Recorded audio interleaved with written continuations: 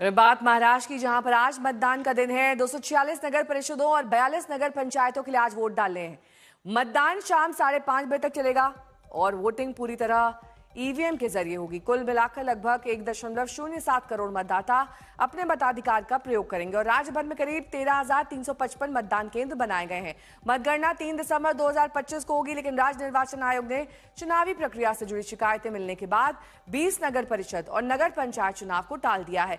इस फैसले पर सीएम फडणवीस ने नाराजगी जताते हुए कहा कि नामांकन खारिज होने के चलते अगर कोई अदालत गया तो आखिरी समय पर चुनाव स्थगित करना बाकी उम्मीदवारों के लिए अन्याय है।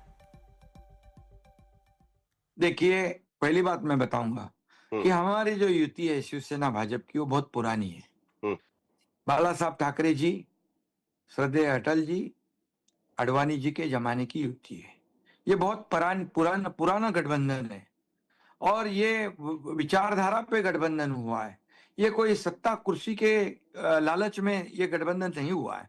हमारी विचारधारा एक है और विचारधारा और डेवलपमेंट की विचारधारा दोनों एक साथ आकर ये अलायंस हुआ है, ये गठबंधन हुआ है। अभी ये गठबंधन एनडीए जो है, ये हमारे आदरणीय प्रधानमंत्री नरेंद्र मोदी जी इसको आगे बढ़ा रहे हैं। आज हमें गर्व है कि एनडीए को पूरे देश में जो ये सक्सेस मिल रहा है, जो कामयाबी मिल रही है, वो बड़ी बात है। हमारे देश का नाम पूरे दुनिया में रोशन कर रहे हैं। हम एनडीए के घटक हैं, हम एनडीए के प्रमुख लोग हैं।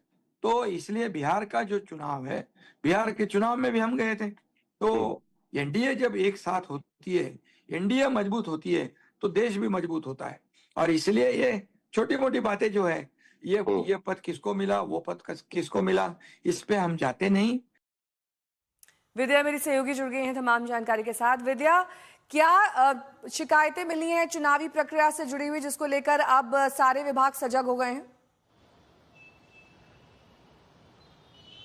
जी, दरअसल जो सिंबल इश्यू से लेकर नॉमिनेशन जिस तरह से फाइल हुए थे, इन सारे मुद्दों को लेकर अदालत कई सारे लोग पहुंचे थे और उसकी वजह से जो स्टेट इलेक्शन कमीशन है उसने डिसाइड किया था कि तकरीबन 20 से ज्यादा 25-26 के आसपास जो स्पेशली बारामती में जो अजीत पवार का गढ़ है, वहां पर कुछ जो इलेक्शंस होने थे वो टाल दिए गए और 2 दिसंबर यानी आज जब बाकी सब जगह 260 से ज्यादा जगहों पर इलेक्शन हो रहा है, तो वहां पर नहीं हो रहा है, वो अब होंगे 20 दिसंबर को। दरअसल जो सरकार है उनका यही कहना है कि वो खुद सरप्राइज हैं कि आखिर एसईसी ने किस तरह से ये निर्णय लिया।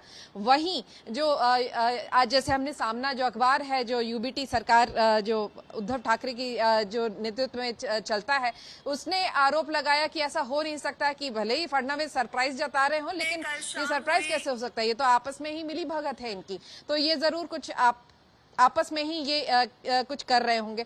तो यही वजह है कि आरोप प्रत्यारोप का दौर तो शुरू है। वहीं एसईसी का कहना है ये पहली बार नहीं हुआ है, अगर कुछ धांधली दिखती है वहां प्रोब किया जाएगा, वहां पर जांच की जाएगी और ये पहली बार नहीं हुआ। इससे पहले भी कुछ साल पहले भी जब इस तरह की बातें सामने आई थी तो कुछ जगहों पर ये टाल दिए गए थे इलेक्शन, जब तक कि इस पर जांच पड़ताल नहीं होती है।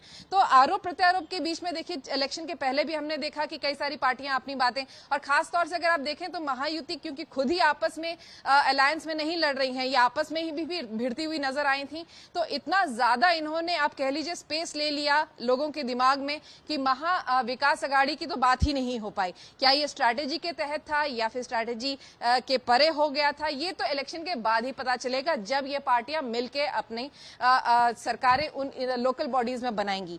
लेकिन फिलहाल स्थिति यही है कि इस पूरे एसईसी के मुद्दे को भी हवा देते हुए सरकार भी कह रही है कि ये ठीक नहीं हुआ है।